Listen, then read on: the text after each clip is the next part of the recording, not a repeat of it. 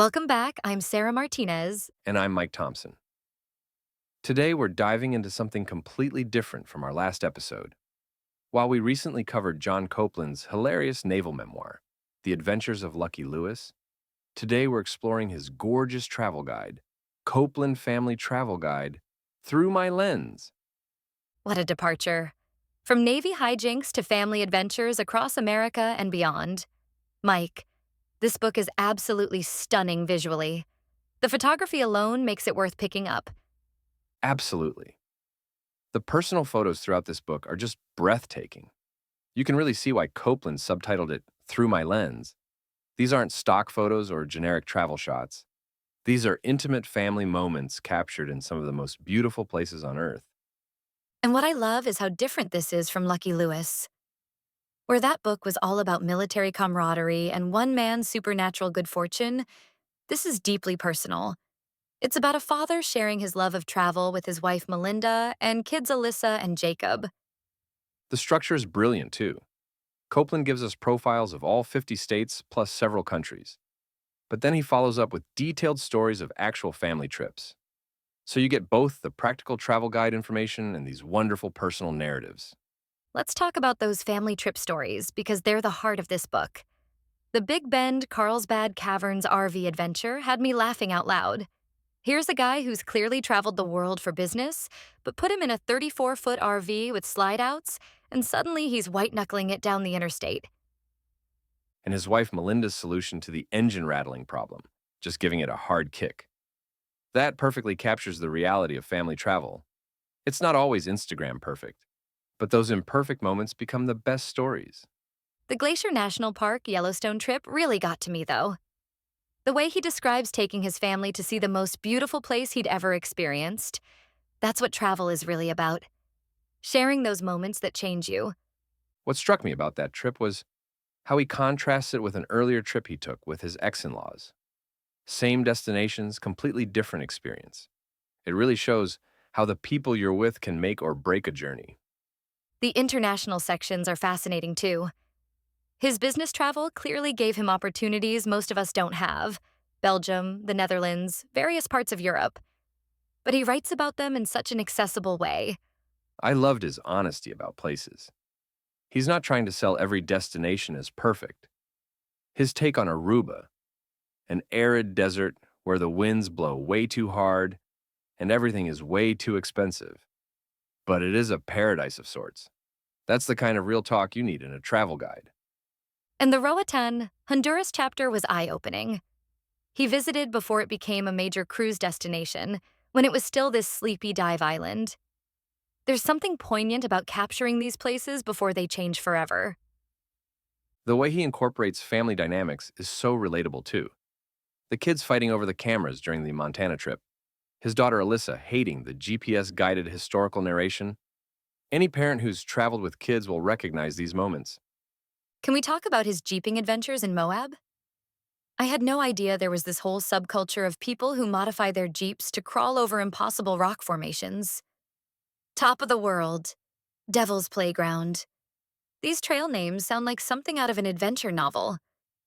What I love about those sections is how he brings his friends into the story. This isn't just about family travel. It's about how different kinds of trips serve different purposes. Sometimes you need the family bonding experience. Sometimes you need the adrenaline rush with your buddies. The Hawaii chapters are gorgeous. You can almost feel that first moment stepping into the water at Kanapali Beach and seeing all that marine life. And the contrast between their romantic first anniversary trip and the later family Disney trip. Both wonderful in their own ways. His writing really captures that sense of wonder. When he describes driving Oregon's coastal highway for the first time, or seeing the redwoods, you understand why these experiences stick with people forever. The Belgium chapters were particularly interesting to me because you get both the business traveler's perspective and the family vacation angle. Seeing Ghent through Melinda's eyes while she explored on her own during his workdays. That's smart travel planning. And practical. One thing I appreciate about this book is that Copeland shares the logistics, how they used points for flights, which rental car companies, even admitting when something didn't work out as planned. That flat tire in Bruges, that led to discovering all those hidden features on European cars. Right. And getting stuck in that crowd during some Belgian festival, having to follow a horse drawn carriage to escape. These are the kinds of travel disasters that become the best stories later. Let's talk about the visual elements because this book is beautifully illustrated. The personal photographs really make you feel like you're looking through a family album. Absolutely.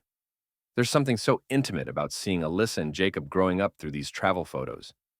From little kids at Disney World to teenagers hiking in Yosemite, you're watching this family create memories in real time. The landscape photography is spectacular too. That shot of the family in Montana, the sunrise photos from various beaches, the dramatic rock formations in Utah. Copeland clearly has an eye for capturing not just what places look like, but what they feel like.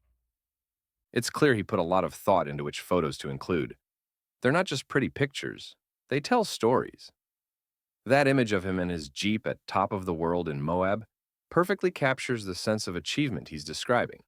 What really comes through in both the writing and the photos is how travel has shaped this family. You can see how these shared experiences have become part of their identity. There's also great practical value here. His state by state breakdowns give you enough information to start planning, and then the detailed trip narratives show you what's actually possible with kids, with various budgets, with different interests. I love how he's honest about his own limitations, too. He admits he hasn't been everywhere, hasn't seen everything. Alaska, for instance. He's just straight up honest that it's on his list, but he hasn't prioritized it yet. That honesty extends to his travel philosophy, too. He talks about using miles and points, about balancing business travel with pleasure, about making compromises when you're traveling with family. It feels very authentic. The restaurant and food recommendations throughout are fantastic. From that gas station restaurant at the end of Tioga Pass in Yosemite to the pizza in New Haven, Connecticut. You can tell these are places he genuinely loved, not just tourist traps. And he doesn't just tell you what's good, he tells you why it's good. His description of Florida Panhandle sand being the finest he's experienced anywhere in the world, or explaining why Belgium frites are superior to regular French fries. The international sections really showcase how business travel can be leveraged for personal exploration. Flying into different European cities, taking trains, even that incredible high-speed rail experience in the Netherlands. It's inspiring for anyone who travels for work. What I find touching is how this book serves as a love letter to his family. The dedication to Melinda, Alyssa, and Jacob makes it clear this isn't just about places, it's about the people who made those places special. And there's hope in it too. He talks about wanting his kids to revisit these places with their own families someday. Travel as something that creates not just memories, but traditions that span generations. The diversity of destinations is impressive, from high end resorts in the Bahamas to RV camping in Texas state parks. He makes the case that great travel experiences don't require unlimited budgets, just curiosity and willingness to explore. Before we wrap up, we should mention that this book is available on Amazon, and seriously, the photo quality makes it worth buying in physical form. This isn't something you want to read on a tiny screen. Absolutely. Those landscape shots, the family portraits, even the food photos, they deserve to be seen in full color on actual paper. It's the kind of book you'll find yourself flipping through long after you've read it. If you're looking for travel inspiration, practical advice, or just want to experience the joy of exploration through someone else's eyes, Copeland, Family Travel Guide, Through My Lens delivers on all fronts. It's funny, after reading both of John Copeland's books, you get this complete picture of a guy who's lived life fully. From Lucky Lewis's Navy adventures to these family travel memories, he's someone who says yes to experiences and then shares them generously with readers. Exactly. Where Lucky Lewis made us laugh with military mishaps and supernatural timing, this travel guide makes us want to pack our bags and create our own family adventure stories. Whether you're planning a road trip through Montana or just dreaming about European canals, this book will fuel your wanderlust and maybe teach you a few things about making the most of family time. So that's our enthusiastic recommendation for Copeland Family Travel Guide. Through My Lens, 5 stars for inspiration, practical advice, and absolutely gorgeous photography. Pick it up on Amazon, start planning your next adventure, and remember, As Copeland says, the only thing holding you back is you. Thanks for joining us on Between the Lines. Next week, we're exploring a mystery novel that kept us both up way too late. Until then, happy reading and safe travels.